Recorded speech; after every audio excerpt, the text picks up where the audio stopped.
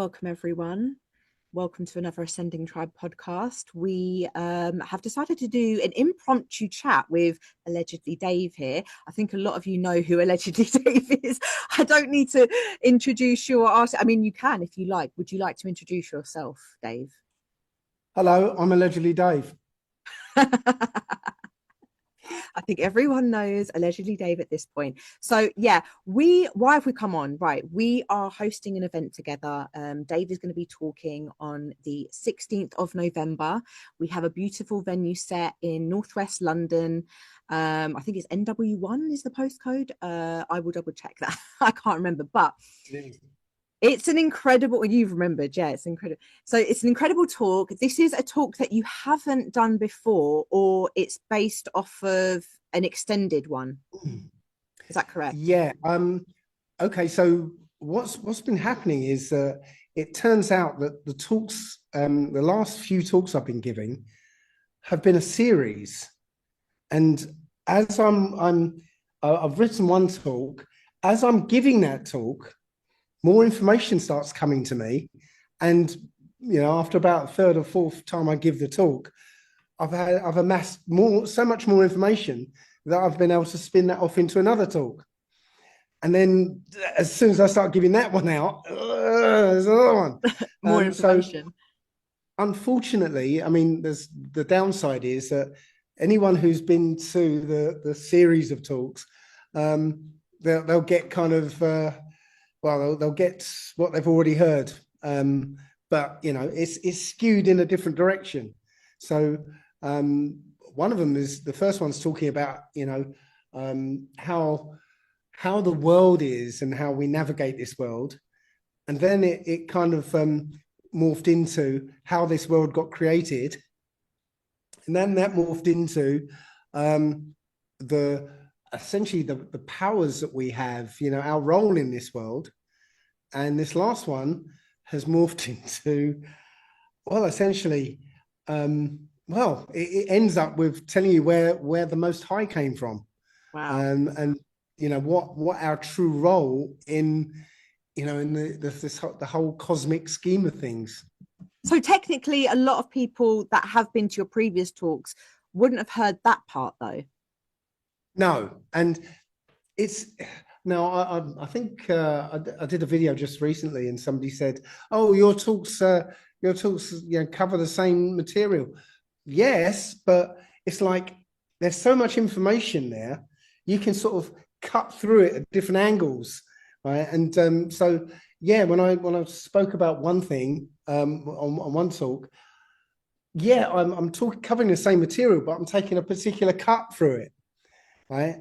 The next talk, it's going to be the same material, but I take a different cut through it and give you a different slant on the information, because I kind of like to tell a story when I write a talk. It's like a story, so you can follow along. Yeah. So each one is a different story, and it's basically putting the pieces together of the reality in which we live, right? Yeah, because essentially, sorry, I've got a bit of cough here. Essentially, that's what I've been doing for the last 22 years or so. I've just been putting puzzle pieces together, and I can't really say I'm ever going to be 100% right, but the way I'm putting the puzzle pieces together, it's making a picture that I can understand, and I hope to share that with people. Now, obviously, when you've got a whole bunch of puzzle pieces, that's quite conceivably you can put them together in a wrong picture and get some kind of picture out of it. But the way I've been putting them together, the picture looks very clear to me. Amazing. And how does this information come through to you? I guess it's a combination of intuition and synchronicity. So okay, so a lot of this has come about through what I call cannabis journeys. Yeah. So years ago, I was terrified out of using cannabis because I went to a party. It was a Hawaiian party, and I got pretty drunk, and then somebody came along and said, "Oh yeah, all the boys come out and see my new stereo." So we went out to his car, and there was no stereo. He had a plate full of brownies. Oh, Now, I didn't know that people baked it into into cakes. So I was just like, that's all of them. oh God, you And ate a load. I ate a load, and I had the worst experience of my life. I thought I was going to die, and when I recovered from it. For maybe a week or two afterwards, I thought I'd done some permanent damage to my brain because Oh, there was something wrong. Um, but so yeah, it scared me away from going anywhere near that stuff anymore. But then years later, I went to a party, and the joints came out, and they kept getting passed to me, and I was like, no, no, thank you, and somebody said, well, why don't you want it? And I made up an excuse. I said, well, I can't. I used to have asthma, and I don't like the tobacco, and yeah. And I said, oh no, that's all right. We can put it in a bong for you. oh, And I was like, oh, out of excuses now. But I thought, you know what? The first time I had it, really, I didn't know I was having it. So, it was a shock to me. I wasn't prepared for it. Let me sort of do it as an experiment to see what this is really about. So I took this big hit from a bong, right? And the first thing that happened was all of a sudden, all the colors in the room, or this one particular color, just popped out. Just like it was the blue walls just went. I was like, wow, the walls are blue. and I was looking and marveling at the walls, and I looked around at the people to try and tell them what's going on with the walls, and I realized I could hear every one of the conversations that were going on in the room all at once. wow. I heard everything, Yeah. and the guy I was talking to, I was like, yeah, they're talking about that. I knew what was everyone was saying, and yeah, so it was there were lots and lots of revelations that I was getting from this one event. And after I kind of meditated on experience, all these bit nuggets of information just came out of that. In Mm, fact, out of that experience, one of my first talks, Telepathy in the Complete Human, came mm. directly from that experience because it Wow. told me what telepathy was. Also, because I had a stray thought when I was hearing everybody speaking, a stray thought went across my head. It just went, I wonder if everybody's doing this. And the moment I had that stray thought, all of a sudden I had the answer, yes, they are. And I had an experiment to prove it, and I had the results of the experiment and the implications of those results and what I would talk about when I'd made it into a talk. All in one package, all instantly, as soon as I had the idea. When was Right. that So one? When was that time? that was the same time. That was around about 2010. Wow. Um, Okay. it was the same event, the same cannabis journey. Several things happened. So that happened, and also I was talking to somebody. Their disabled son came in. He wasn't disabled. He was it must have been like Down syndrome or something like that. Mm, And I could hear his father's thoughts and how he was feeling and thinking, and how he was slightly embarrassed about his son, and mm. he was a little ashamed, and all these feelings. I just suddenly got like a warmth when I was just looking at him, and I was like, wow, you don't really feel like that, do you? I didn't say anything, but I Yeah. knew it, I could feel it. So yeah, there was just in that one cannabis journey, I had so many experiences. What else oh yeah, times, not time speeding up, my thoughts speeding up. My thoughts sped up so much. I was having lots and lots of different things firing at me, new information just firing at me so fast that Wow. I was trying to grab hold of one. And as soon as I Yeah. grabbed hold of one, 10 went past so quick and they were gone. So yeah, there's so many things in that one journey. So I thought, wow, there's something to this. So I didn't keep doing it. I would Yeah.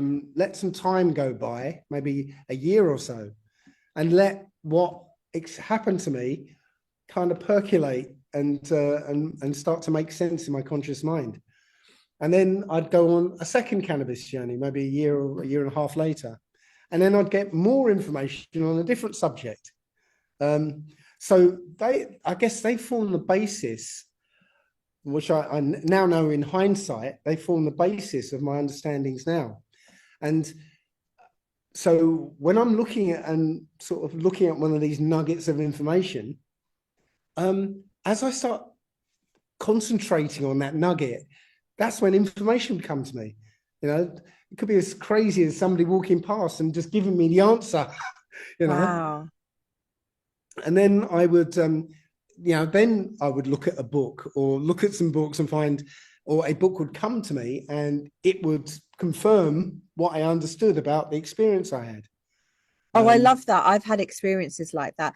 You know, like when you're watching a film or you're listening to something like a podcast, and then you think a sentence, or you say, or you're typing something out on the phone, or I'm messaging someone, and the word read, for example, or I don't know, dog. I don't know, just a word comes out and it's the same word that's just at the very same time. Yeah, so you know, like just when you hear the same word as the word that you're thinking. But anyway, yeah, we can move past that. I thought it might have been the same situation. Well, what I'm finding out is that um, obviously there are no coincidences in this world, and at some level, you are doing it. You are causing a synchronicity because you know the synchronicity is for you. It's a Yeah, message for you yeah. in such a way that you can't miss it as long as you're looking for it. Yeah. Um, an example. Okay. So I found that eclipses, I was researching something and I found eclipses were significant. Right. So I was looking at the eclipse of 2017 and then the one in 2024. And so I thought, let me have a look at all the eclipses going back as far as I can go and see if I can find anything else that was, that was relevant. Right. So I'm looking through this list of eclipses and there was lots of them. And I was like, well, how am I going to find a significant one? As I'm going through the list, I found that one that was on my birthday. I'm like, oh, hang on a sec. Let me look at this one because it's on my birthday. So I look at it and it just so happens to be exactly what I was looking for. So the eclipse in 2017 happened on August 21st, 2017. August 21st was the date of the first slave touching down in America. And this eclipse related to that. So that's why it was on that date. Ah, So I was looking for significant eclipses. This one was on my birthday. So I looked at it and it turned out that it was in 1831 on my in February. And I looked at it and it said it went across America and it followed the route of the Nat Turner slave rebellion, right, which happened on August 21st, 1831. wow. And literally, the path of the eclipse went over exactly where the slave rebellion started, followed the route of the rebellion, right? And it went through. The last stop was a place called Jerusalem, right, which is where Nat Turner actually got captured. So he was trying to get to the armory in Jerusalem, but he never quite made it there. So he never made it to Jerusalem. But literally, months before, there was the warning saying, okay, something's going to happen from here to here. And I only found it because the date it happened was my birthday. Oh my gosh. So you're saying that every eclipse is a warning, or so it has to do with some significant situation or occurrence in this reality, in this world. Is that correct in what I've just in how I've just explained it?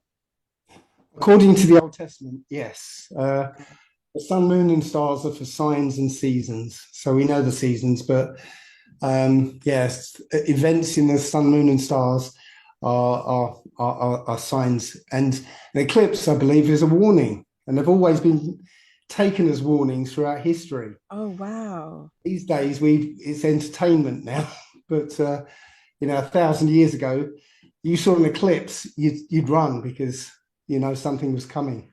I mean, how would we, yeah, okay, so if it's a warning, how do we know what the thing is that's about to happen, or we can't tell what's about to happen? It's just an occurrence that happens that is warning us that something is about to happen.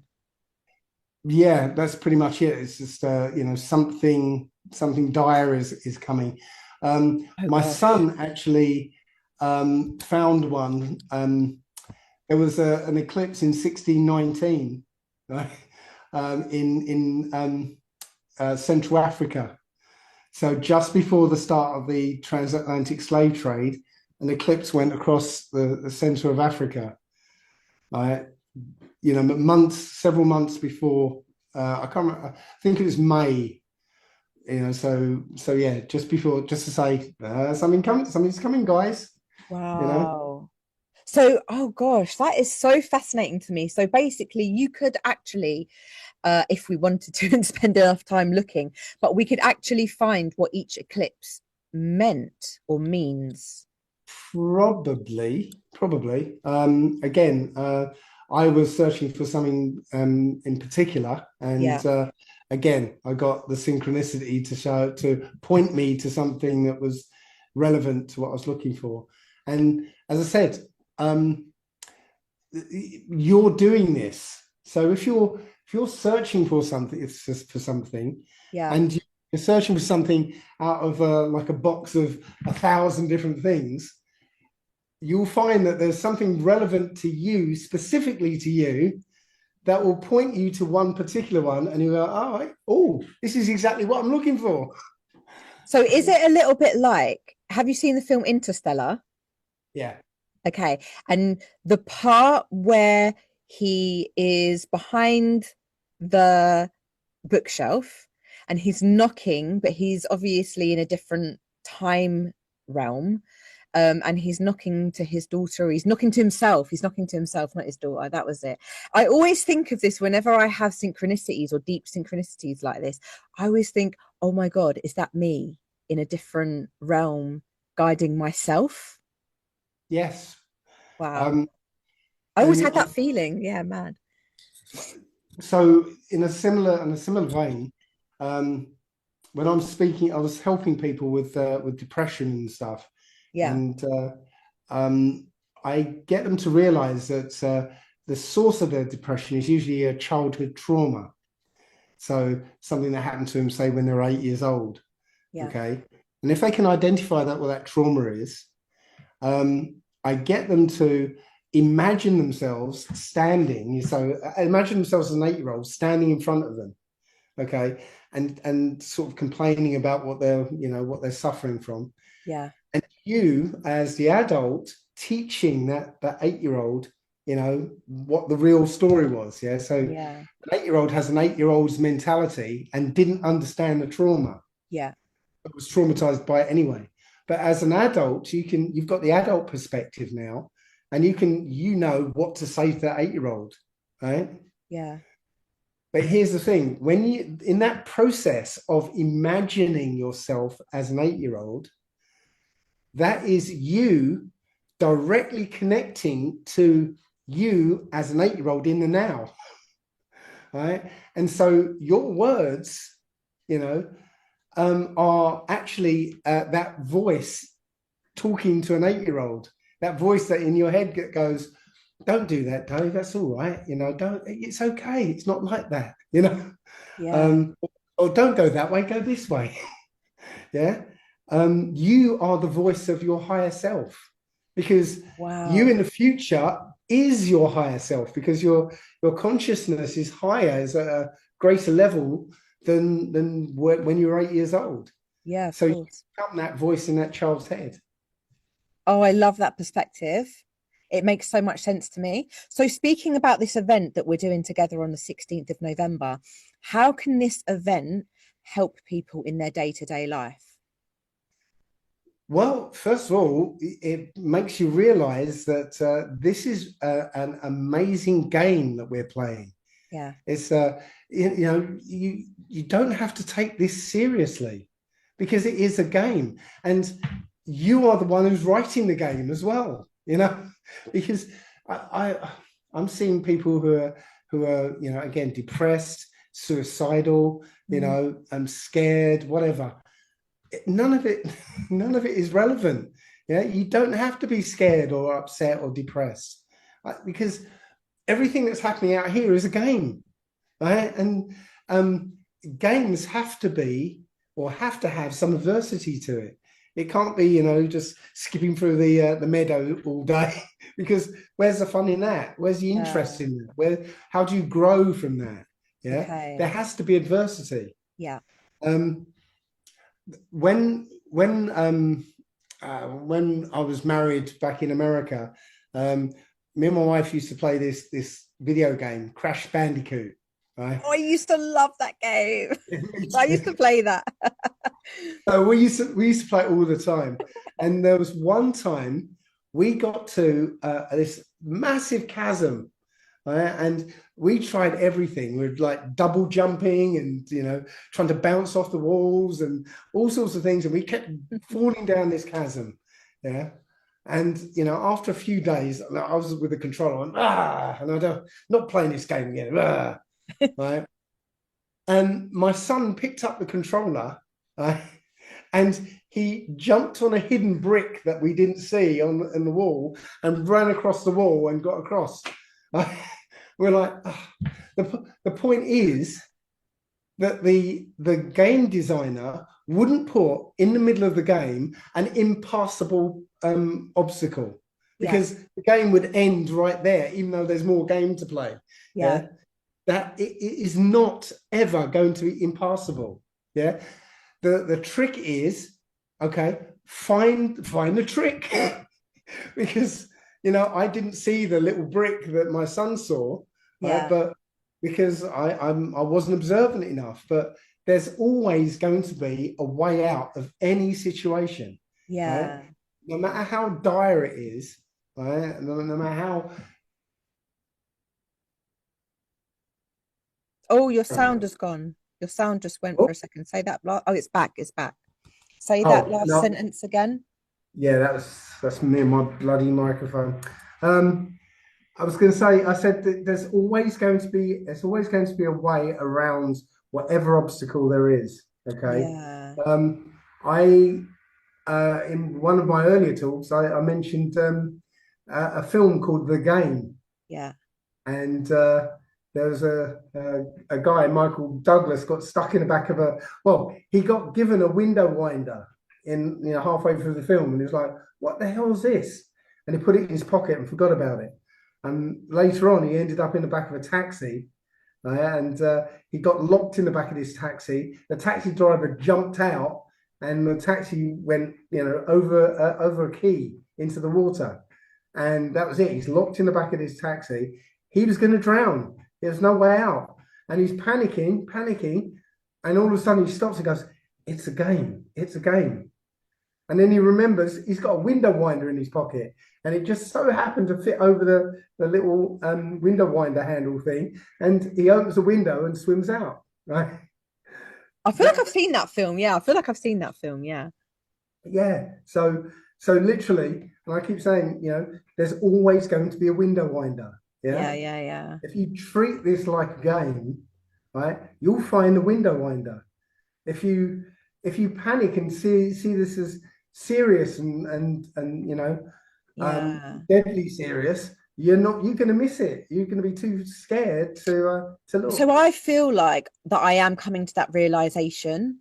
Exactly like you say, there's always a way out. Like I feel like I wrote that in a post or something yesterday because I feel like I just wrote that down. But um I'm so tired today that I feel like my brain isn't working, so I apologize. But I feel like I am coming to this realization. But what I'm realizing, what it's making me realize is the box that our mind is put inside through this society that we are brought up in and through the conditioning. Obviously I realize why they want us to think in this way, in this limited way, because they don't want us to know our full potential, of course. But this is what it's made me realize, because I used to be that person, and sometimes I can still fall back in there, but I used to very much be that person where my mind was really stuck in a box. I could not see a way out of the box. And I always just felt like life was so hard and I just didn't understand why it had to feel so hard. So, yeah, I completely understand what you're talking about. So, what you're saying is your talk is going to give these people a different perspective to elevate their perception, to give them the tools to navigate this reality in a more empowered way. Is that right? Yeah, yeah. That box you mentioned, right? Yes. Well, not a lot of people actually realize they're in such a box. They don't. The box is so pervasive, all pervasive, that they don't even see it. Yeah. Yeah. But think about this. Okay. If you look out your window and see a bird on a tree, Yeah. okay, you'd consider yourself a bit more important than a bird, wouldn't you? I guess. Yeah. Well, that bird can suddenly decide, you know what? I'm going to fly to France today. And Yeah. he could just get up and fly over to France, right? And nobody would be able to stop him, right? Nobody would question it. There'll be nobody at the border. There won't be a badger at the border saying, hang on a second, let me see your passport. Yeah. Yeah. So hang on, if a bird can just freely go anywhere it wants on Earth, why Yeah. can't we? Yeah. I've always thought that as well. I would like to know. Yeah, well, because we've been put in a box and we've been led to believe that everything about the box is real and it's the only way that life can be. Yeah. No, we've been indoctrinated into this system, and so it's to such an extent that we can't see the system anymore, and we think, well, this is the way life has to be. Doesn't Yeah. have to be. Um, I stepped out of this system, what, uh, 13 years ago, something like that. Yeah. So, I've become a bad risk to the system because there are people betting on you every moment of your life. Yeah, the whole legal name thing. You're being floated on the stock market, and Mm. there are people betting for you and against you. Right? So if you do well in the world, right, some people win, and if you do bad in the world, if you end up in prison, other people are betting against you. They win. Yeah. So I've literally removed myself from this game or their game. So I'm now a bad risk. Nobody's going to bet on me now because my stock is just like frozen because I'm not contributing to their game anymore, right? Yeah. And as a free spirit, I haven't got an address. I haven't got there's no link to me. I can just dive in and out of this system and not be part of it. Yeah. Um, I remember there was a film about there's a series about the old pioneer days, and um, there were these I guess French fur trappers, and literally they would just roam around, trapping furs, living off the land and stuff. And every now and again, they'd pop into the town, sell some furs, buy some booze, buy some stuff, and then out again. Yeah. Right? That's the way I feel. I'm like outside the system. I'll dip in every now and again and play. Then I'm out again. Yeah. Yeah. And there are people that I guess they're not ready to live the life that you're living in your way. And I appreciate that there's many different ways to live this life. And I guess it's about, so going back to that box, once we get our mind out of that box, well, first of all, I can now see the brainwashing now that I've had this realization of there's many, many different ways around things. But second of all, there are people that are very used to living in the system. They're very comfortable in the system. So, but some people also don't, they're aware of it. They're aware of the system. They don't want to be in the system, but they're comfortable. And so how do they then make that leap if they've got one foot in, one foot out, but they want out, basically? um, then then they don't. Essentially, right? You've got to decide, right? That you don't want to be in this system, right? Yeah, And you've made the point. There's an infinite number of ways to live outside of their system, yeah, right? And we are, as humans, blessed with a right hemisphere of the brain that basically allows you to come up with creative solutions to any problem, right? And again, that's why they don't want you using your right brain.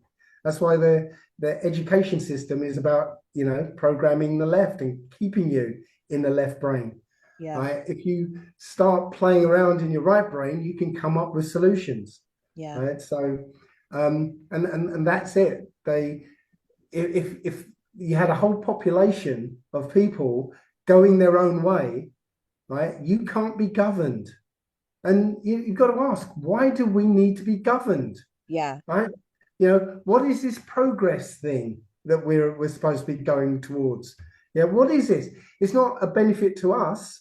Progress isn't a benefit to us. yeah, Yes, we might get a few crumbs off the table, but the benefit is the control of the population. yeah. That's it. That's the only progress that we're heading to.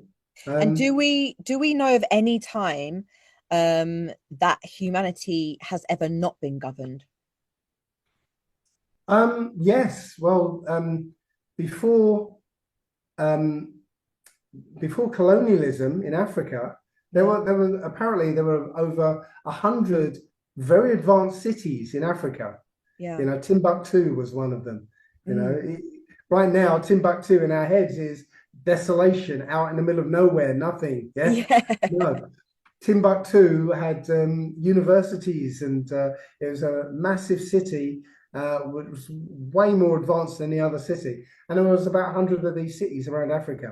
yeah, Okay. Um, the reports from, I guess, Portuguese traders from the 1300s basically said that they found a civilization where there were no doors on the houses, right? There was no crime. People lived in harmony. There was no warfare or anything. And mm, the report ended with, "We should be able to take these people over easily." Right? So that way of life was destroyed, yeah, in favor of this top-down control way of life. yeah. Do we know when this control came in? Because I've heard mixed things that it's been thousands of years and hundreds of years. Do we know exactly when this controlling power came into It's been being? sort of moving for thousands of years, but it actually started coming in about 500 years ago, in the Okay. time they call the Renaissance period. It's not what we've been told. And then, so where does Tartaria fit into this timeline? I actually believe that this the whole Tartarian thing is a bit of a red herring. Right? Yes, there was this area called Tartary, which is Ukraine, the Ukraine area. Yeah, Okay. um, home of uh, home of the enemy, essentially. Yeah. Um, but they're taking credit for a worldwide civilization that pre-exists this civilization. Yes. Okay, so yes, you'll find the same supposedly Greco-Roman architecture in China and the Philippines and Australia, and America. It's same architecture everywhere. Yeah. Okay, so I think, yeah, the people who will call themselves Tartarians, call themselves something else now. Yeah. They're just taking credit for that. I see. Yeah, so bit of a red herring, in my Yeah, mind. because I've never been able to like connect, and my brain always wants to know timelines and exact details and like when, because I just need to understand, I need the pieces connected together. That's just how my brain works. But coming back to the talk that you're giving on the 16th of November, so what essentially you're going to be helping to teach people or actually guiding people to do is how to create their own reality, right? Or how to navigate and create. Well, I'm not actually going to concentrate on the how. I'm actually going to Okay. concentrate on the what and the why. Yeah. To give a sort of rounded, um, idea of what this world is, Yeah. why it came about, and and who are we in this? Yeah. Um, Now, from that, it's incredibly empowering when you realize, what we are and what we're doing here. Yeah. Yeah.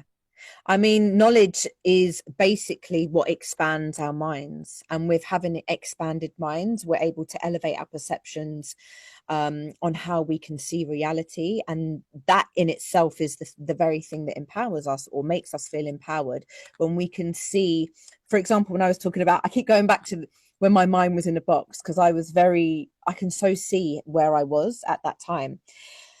My perception was so narrow. I couldn't really see outside either side, and it was very limiting for me. And now it's like where I have researched a lot of this information, and of course I learn from people like you, Dave, um, which has really helped to sort of expand and widen my perceptive view, which then enables me to feel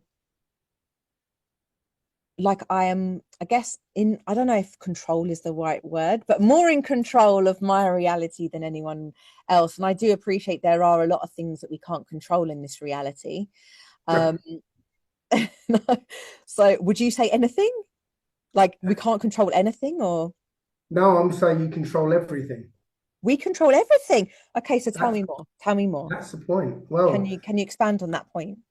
that's the whole point of the talk, actually. Right, okay. Okay, so we You, can't talk about it not until the well, 16th we of can, but November. everything in your environment, everything out here is a reflection of what's going on in here, Yeah, and it has to be that way. When you understand it, it literally has to be that way. yeah, That old saying, "As above, so below," right? That is essentially true.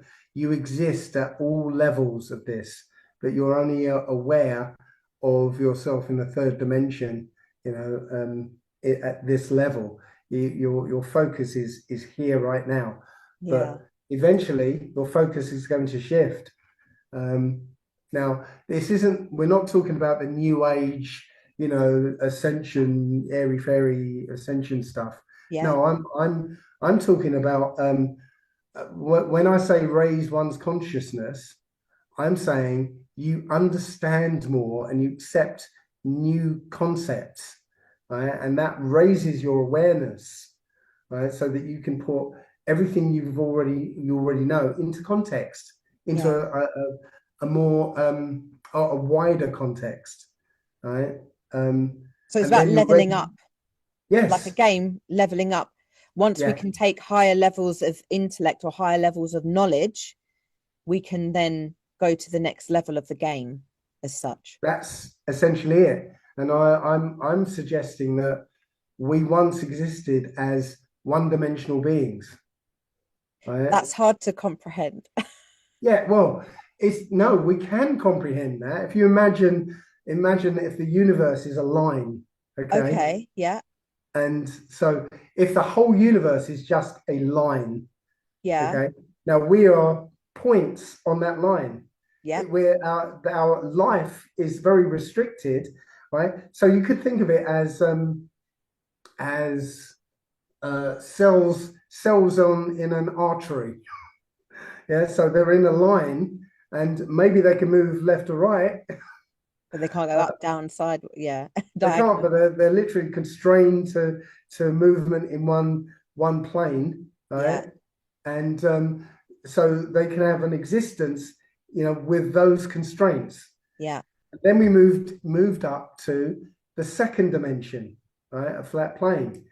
Now, again, because we're newly moved up to the second dimension, we start off thinking first dimensionally yeah, in that second dimension. So people, beings in that second dimension will be going in straight lines because they still haven't got the concept that they can literally go in circles or left, right, up, and down. But so then when we moved up to the third dimension, yes, for a long time, we were acting two-dimensionally.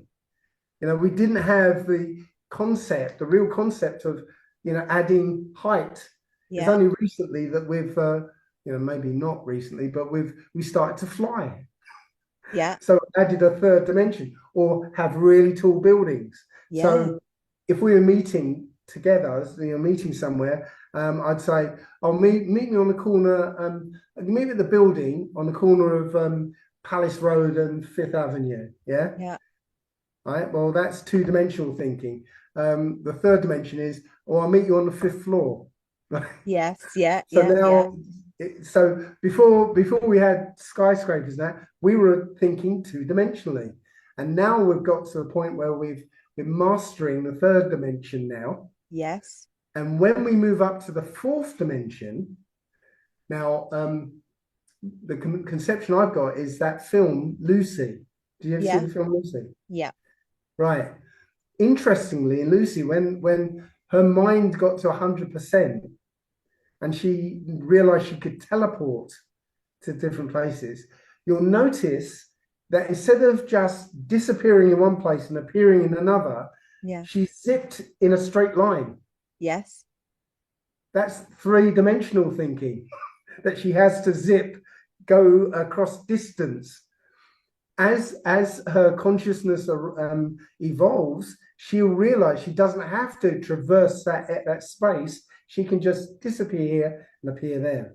yeah, So I don't know if they're doing it deliberately, but it was showing that as she was moving from three dimensions to fourth, she still had three-dimensional thinking. And then she was able to manipulate time. And I yes, think that's what being in the fourth dimension or having our focus in the fourth dimension means to, you know, to our existence. Our existence there will be manipulating our timeline and enjoying, what's it like living in the Middle Ages? Let's try that for a while. Oh, yeah, what's it like to, live in 2525? Whatever, we'll get to play around with time, play around with space, and until we master that dimension. that is so fascinating because I always felt that that's something that we could do once we pass, for example, like in this body, Alex K, once I pass, um, I've always thought, oh, my soul might want to go and try living in the Middle Ages or living in the 70s or living in the year 3000, like moving around. I have never thought of it like, oh, I'm going to come back in the next life in 2055, like after, I mean, I'll probably still be alive then, but I don't know. You know what I'm trying to say? Like, I don't feel that once we pass, it's linear. I feel like we can then come back and experience. But you're saying we don't have to wait until we pass once we evolve more into the fourth dimension. Am I correct in saying that? Yes, I think that. Well, we're both right in that scenario. Okay. It take a bit more explanation, Yeah. but we're both right. But yes, I think once our focus shifts to the fourth dimension, Yeah. it's going to be a different mode of existence. And my personal view, it'll be like being Lucy at 100%. Yeah. Yeah. Um, and then when we've mastered that dimension and learned the lesson of that dimension, because I think the lesson of this dimension is good and evil. Yeah. But I think that's the lesson we're having to learn here, right? And not every one of us is going to make it out of this dimension. Yeah. And I think as we move up the dimensions, there's going to be fewer and fewer of us who make it into the next existences. So the talk I'm going to give will also mention what the fifth dimension is all about. Wow. And again, it's not the new age airy fairy idea of this fifth dimension.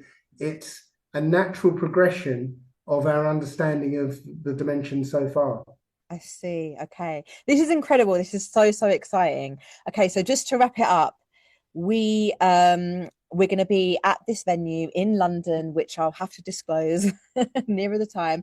16th of November. It's going to be 4 to 5 hours. You're going to be talking, and starts at 11, finishes at 5. Yeah. Yep. So we've got like a lunch break in between. And it's a nice intimate group of up to 50 people. And something else confidential and exciting is going to be happening there, which we're not going to talk about now. But this is what makes it a very unique event. So this is a one-off, allegedly Dave event, never before experienced, never before to be seen ever again either, right? No, certainly hope not. Yeah. Okay, so this is exciting. Okay, Yeah. so if you would like to sign up, I will leave the link below, or if you would like to get in touch with us, you can email connect@ascendingtribe.com and you will be able to come along to the event. It is next Sunday, not this Sunday, next Sunday, 16th of November in London, central London. So yeah, come and join us, watch Dave and experience all that he has to share with us about Adam's journey, which is what it's called, right? Adam's journey. Yep. And as I said, the mystery event in there.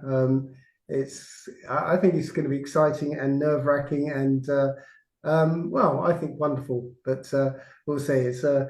It's something that you don't really want to miss because it's going to be interesting. This is literally an unmissable one. Yeah, I'm totally excited. So yeah, thank you so much for your time, Dave. And we will definitely probably do this again. I want to delve a little bit more into the fifth dimensional aspect if I'm allowed to on another call. But yeah, so otherwise, see you on the 16th. Okay. Yeah, see you on the 16th. Be Thank exciting. you.